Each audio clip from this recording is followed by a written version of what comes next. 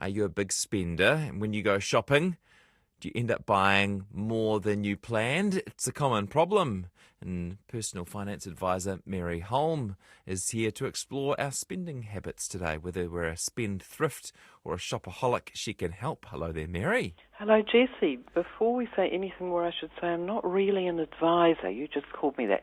Yes, it actually said financial advisor, and I did a late swerve to avoid calling you that. Personal finance expert, how's that? That's great, thanks. People quite often think I'm an advisor, and I'm not an authorised financial advisor, and therefore I'm not allowed to give individual advice. I just wanted to make that clear.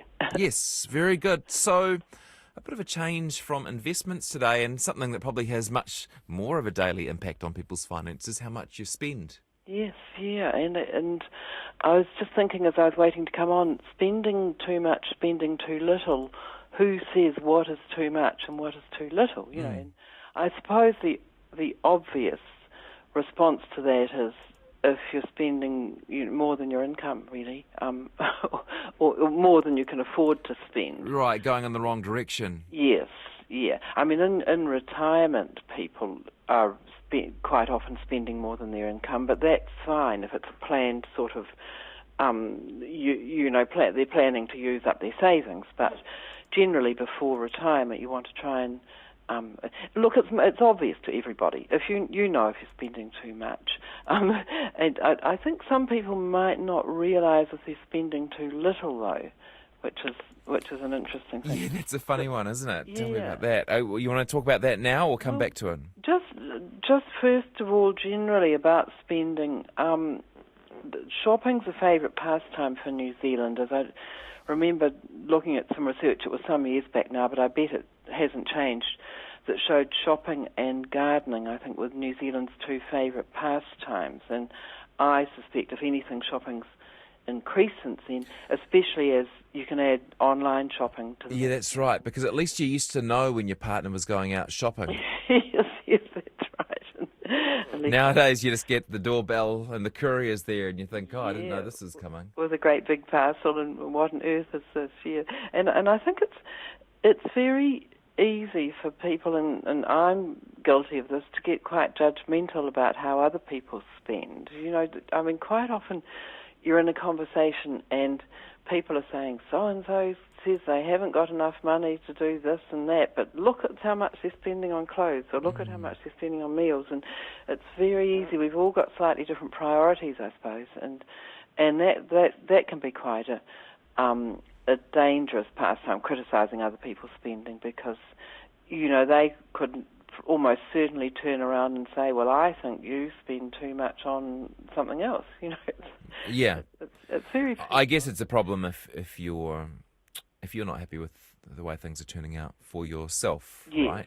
Yeah, that's... If you aren't living the life that you want to live because of uncontrollable or spending that you don't know about. Yes, or spending that is out of control. As I was sort of saying a minute ago, I think the people who are too mean on themselves might not necessarily realise it. And, in a way, there's no such thing as being too mean, except that I've noticed there's a bit of a tendency with single women in particular, and certainly not only them, but they can be overly cautious with their savings. Oh, yeah. And I get letters from single women for my Herald column, and I think they're more perhaps concerned than other people about running out of money, and therefore they're just not enjoying life as much as they could, because they're not going to the movie, or they're not buying the dress or whatever. And that's driven by worries about security? Yes, I think so. Yeah, I mean, it's just something I've observed. I haven't seen any research on it or anything, but also quite a lot of retired people, and many of us will know, especially older retired people. It's not so much the baby boomers who are fairly newly retired, but people in their 80s and 90s, are quite often pretty mean on themselves. And I was talking to a woman a while back who was saying she was desperately trying to get her mother to buy the good jam at the supermarket. And I might have even mentioned that on this program before. And the mother just was wanting to buy that sort of jelly stuff with hardly any fruit in, you know. But Mum said, no, this is fine for me. This is the sort I like, you know. And she's got so used to buying the cheap jam that she can't be changed. And look, that's fine. You know, she can go to her grave with a bit more savings having eaten cheap jam, but if she's happy, that's fine. No, but it does affect your mindset a bit. Like, Yes. It gets beyond the point where you're trying to save money. You just get locked in. I remember my grandfather used to really like he'd never throw things out, and he'd hold on to this old electric jug. It was done up with masking tape, and, you know, it had worked for him. When we had a look at his car, when he died, he'd glued like carpet to the bottom of the car to patch up this hole, and, you know, it's quite inventive. But Mum bought him a jug, Yes. and he wouldn't use it. Yes, I can absolutely imagine that. So it wasn't the money, it was No, something else. Well, sometimes it's pride, perhaps. You know, this is fine, I can make do with this. And look, if people are happy, that's absolutely fine. But you do sometimes suspect that if someone came along and put a bomb under them and said, look, you can travel a bit more to see your grandchildren, or something like that, that it could actually increase their happiness. I do get letters sometimes from people who say they wish they'd spent more in their early retirement when they were you know, healthier and therefore able to get out and do more. And so I think it's just something for some listeners to have a little think about, whether they're being a bit too mean on themselves.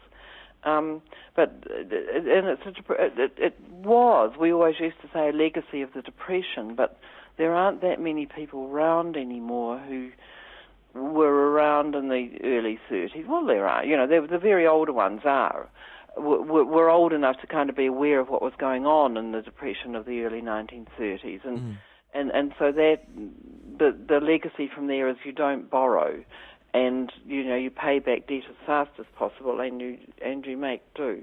And yeah, it's just, my dad used to say it's made round to go round, and I think, you know, money's made to go round, which is less relevant these days because people don't use actual coins very much anymore. Yeah. But yeah. One of my regular correspondence listeners, Dana, has sent me a little thing that she's drawn up. Types of expenses. She says there's 4: destructive expenses, lifestyle expenses, protective expenses, and productive expenses. That's a nice way of looking at it, isn't it? Yes, it is. Destructive, I suppose that's the third glass of wine or something, do you think? Or? Yeah, maybe the ones that you regret the next day, but you're sort of spend a bit compulsively, perhaps. Yeah, yes. Yeah, no, that's quite... read them again. Destructive... Hang on, I've closed it down. No, that's okay. Destructive expenses, lifestyle, protective, which I guess is insurances, and productive, which might be investments and things. Yeah, I quite like that. Yes, that's good. Yeah. So why do we spend too much? Well, the people who spend too much, yes, which, as you were saying earlier, are probably a bigger group than those who spend too little. And I actually sort of posed that question in my column recently and got some interesting answers, which is why I thought we might be good to talk about it on the radio. Had people, for example, one couple who had run up $180,000 in credit card and personal loans. It was over several years, but my goodness, that's extraordinary. Yeah, and various other people who wrote who weren't quite that big a debt, but that couple had got out of it. They'd got a friend who'd sort of helped them take charge of things, and it took a few years, but they actually got that debt paid down, which was terrific. Yeah, that's an incredible. I mean, that's an even bigger achievement than getting to 180,000 in the first place. Well, yeah, it is. Definitely, because it must have been harder. But in just looking at people's responses and different things I've thought of over the years, one of the obvious issues is keeping up with the Joneses, and people feel a huge pressure to you know, serve the nice wine and food at the dinner party, or drive the nice car, or have new clothes, or whatever, because the people they mix with do. And it sort of, I don't personally feel huge pressure to do that, and I don't really understand it, because I think that if you're really good friends, you should be able to discuss with one another and say, hey, look, we can't really afford to do that. Could we do something cheaper? Or make a bit of a joke out of it. Have a competition to see who can turn on the cheapest dinner party or something. Yeah. I guess it gets more complicated with kids, though, as well, right? Yes. Because you don't feel so guilty about pouring money into your children, and also your children are probably more aware and less grown up about it than you are when it comes to comparing themselves to friends and neighbours. That's a really good point. And while you might say, look, I don't care if I wear the same dress to the third wedding this year, you might not want your kids to feel at school that others are looking down on them or something, and because they haven't got the cool shoes or whatever it is. That's a really good point. I just love people to have more conversations with their social circles about it, and try and make a bit of a joke about it, perhaps, and see if they can turn down the dial a bit, because it's just a real pity. Yeah. Moving on, though, I think there are obviously quite a few psychological reasons why some people spend too much, and I've had a couple of people writing in saying that they think there's actually a sort of an addiction to spending. And one money coach wrote to me and said that, spending makes people feel better, and sometimes in the short term, and sometimes they're feeling down and feeling depressed because they've spent too much and they've got too much debt as a result. And they're, sitting around feeling bad, and how are they going to lift their spirits? Well, heading down to the nearest mall, And she said they often know that that's absolutely the wrong thing to do, but it's a bit like the alcoholic turning to a drink because it makes them feel better, or the overweight person turning to a cream bun. It's very much part of human nature. Yeah, and it does work for a little while. Yeah, that's the trouble, isn't it? Yes. Yeah, and so I suppose for people who, if you really are in that situation where you're really kind of caught in that spiral, acknowledging perhaps that it's actually is a bit of an addiction for you, and trying, thinking of another way that you could lift your spirits. I mean, I always just say I'll go for a walk on the beach, but that's easy for me because I think people who don't understand an addiction can be too judgmental. Really. That's right. Yeah. Yeah. But yes, somebody wrote to me and said, nice things give me a rush, and I almost get into a trance. I go shopping without thinking. I thought, gosh, that's, for those people it might be worth seeking out a money coach. There are people around now who call themselves money coaches or similar or a therapist. Yes, indeed, because it is, and yeah, so we're not talking about financial advisors or budget advisors here. We're talking about people who can look at the kind of psychology of what's some of the behavioural stuff, eh? Yes, yeah. Somebody said that quite often people who spend a lot had quite a lot of deprivation in childhood. Oh, yeah.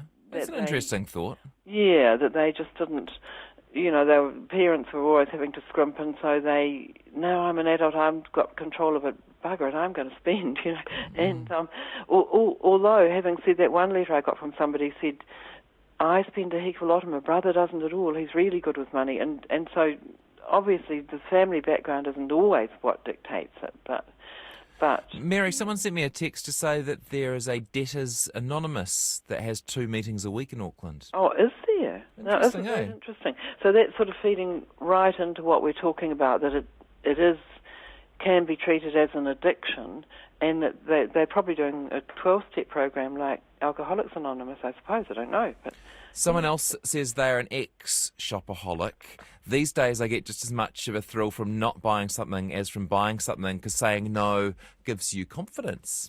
That's neat, isn't it? That's a really nice... saying no is a nice positive message in that context.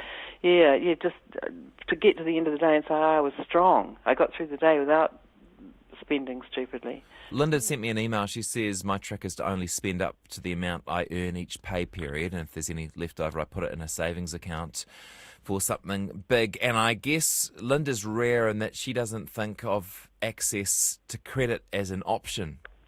Yes, yeah. I don't know how rare she is. I mean, I think there's certainly, a pretty big middle group of people who don't overspend and don't underspend. I mean, But there's always more money if you want it, Mary. Yeah, well, these days with the credit, you're quite right, and she's certainly one who hasn't got to worry, has she? I mean, credit's there to be used, but you've got to use it, not have it use you. Yeah. Someone's mooted. Sorry to interrupt you. Yeah. Someone's mooted that these days, with overspending, retail therapy, the normalisation of debt, and with PayWave, money just doesn't feel real anymore. Yes. I've heard that said in particular about kids. That it was kind of easier, certainly when I was a kid, but possibly even when you were a kid, that basically we were mostly just spending coins and dollar notes, and so you could give your kids, physically give them some pocket money, and they could see, take it out of the purse in the shops and see how much they had left and all of that. When with so much online and in an unreal sort of world, really, it certainly makes that kind of thing more difficult.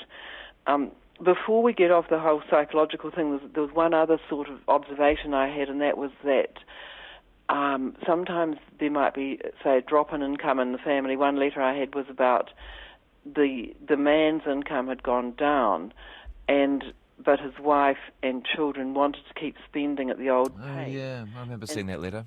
Yeah, and it's probably, it's a pride thing, and it's easy to say, oh, pride's just stupid, get rid of your pride, but pride's real.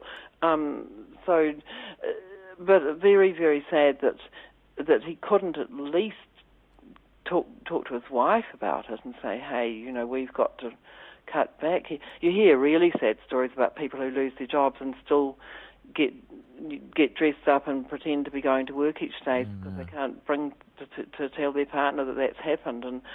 And this is a slightly less extreme example of that, I suppose. If you can't sort of get your act together enough to tell your partner that we've got to cut back on spending, but people have got to get past that because they don't need the added stress of running up big debt, awful stuff. Okay, so how about these credit cards then? How can you help? The credit card, well, the credit card companies, to a certain extent, certainly can be to blame, where they're sending out new cards, raising people's credit limits. A few months back, I had a couple of people writing to me about their kids newly getting their first jobs out of university. They get a credit card limit of $500, and within a year, the company the limit's gone from $500 to $10,000. Yes.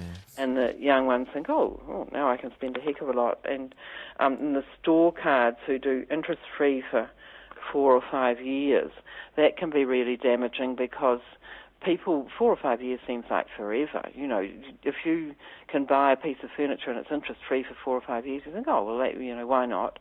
But then after the 4 or 5 years, the 25% or something like that kicks in, and meanwhile they bought other things, and so there's another 4 or 5 years rolling through, so I think the behaviour of some of the card companies is appalling, but I would urge people not to use that as an excuse. You've got to be strong against them, It's pathetic to say, it's not my fault the credit card company keeps raising my limit.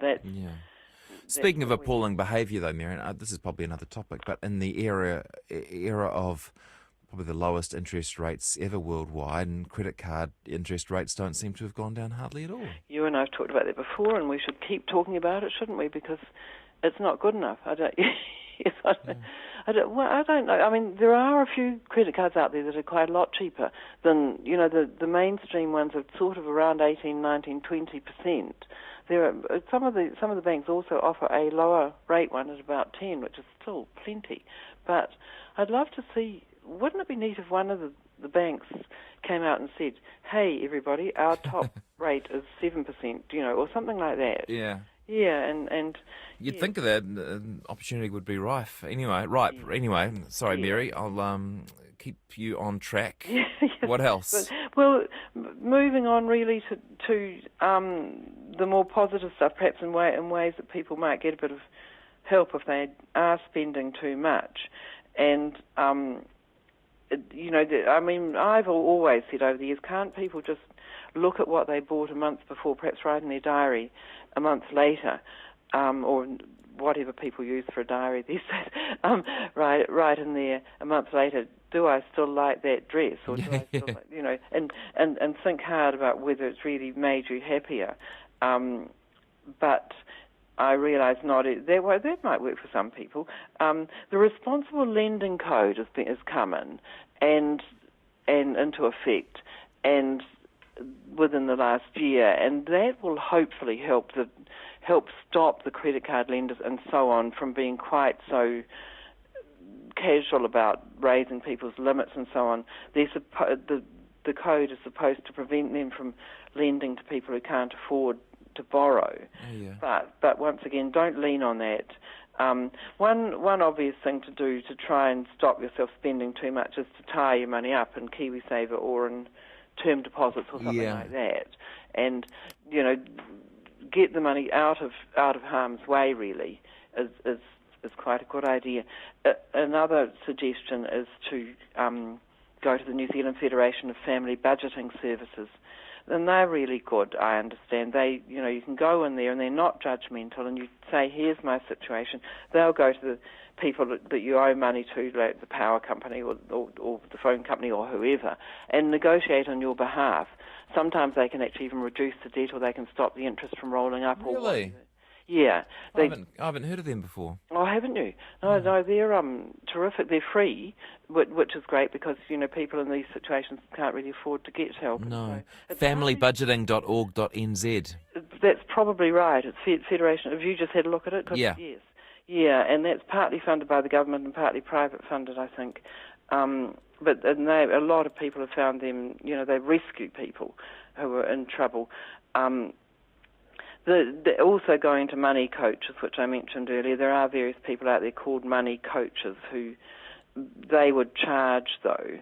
But if you just feel like you've got a sort of ongoing psychological problem, they might be able to help you with that. And in general, though, you'd be a bit reluctant to give your money away to someone who's going to promise to solve your financial problems. Well, yes, you've got to be wary, yes, but, think hard and try and get a reference from someone or something like that, yes.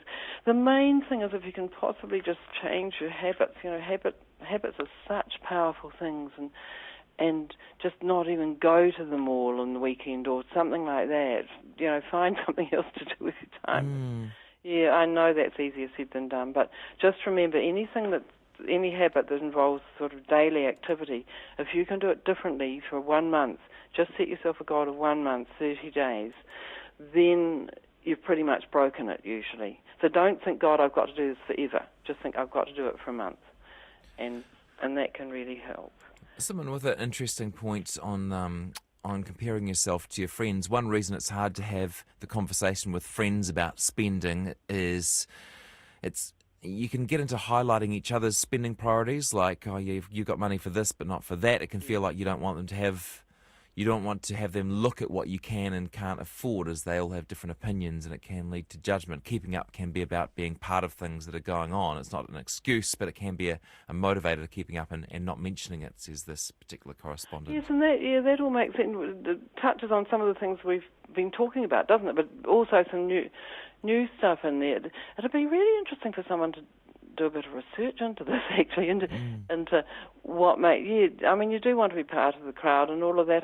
It just still does feel a little bit pathetic to me that people can actually get themselves into quite big trouble. And don't forget that this sort of stress can really hurt a relationship.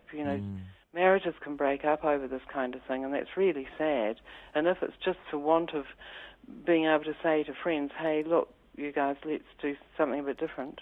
Mary, we have a couple of minutes, and time for a couple of questions on KiwiSaver because it's an important time of year. First of all, someone wrote in to ask, my kids have been in KiwiSaver from the start. One is now working since December. Should he put in the $1,042 for this year? Yes, and that I suggest we look at these two questions because they're both about this business of getting your 1,042 in by the end of June, and so you've only got a few more days now. And in the case of the child, well, they're saying that my kids have been in KiwiSaver. It depends whether this child is over 18 or not. If they're under 18, they don't get the tax credit. So while it doesn't hurt to put more money into KiwiSaver, it doesn't make any difference. You're not going to get money from the government. If they turned 18 during the year which runs from July the 1st through to June the 30th, then they get a tax credit proportionate to how much of that year they've been 18. So if they turned 18 at the end of December, they're eligible for a tax credit for half the year. So they want to get in a half of 1,042, and the government will give them half of 521. But and don't agonise too much about getting it absolutely right. If you put a bit more in than you need to, it doesn't really matter. And the same thing happens for people who've joined KiwiSaver within that last year. Their tax credit will be proportional to how much of that year they've been in. And for people turning 65, for all of those people, it's proportionate to how much of the year they were in. I haven't left you much time at all. We're paying for our child's KiwiSaver while she's overseas. What are the rules around this? In 10 or 20 seconds, if you can, Mary, please. First of all, anyone can contribute, so it's fine for you to contribute to your child while they're overseas, but they're not, if they're living overseas as opposed to just on holiday, they're not eligible to get a tax credit, and you should be telling the provider that, otherwise it is actually fraud. Yeah. Okay. Lovely to chat to you. Someone's got in touch from the Gamma Foundation. They have a free website, everydollarcounts.org.nz, about keeping your spending under control, so I'd send people to that as well. Mary, nice to chat to you. Yes, you too, Jessie. See you later. Bye-bye.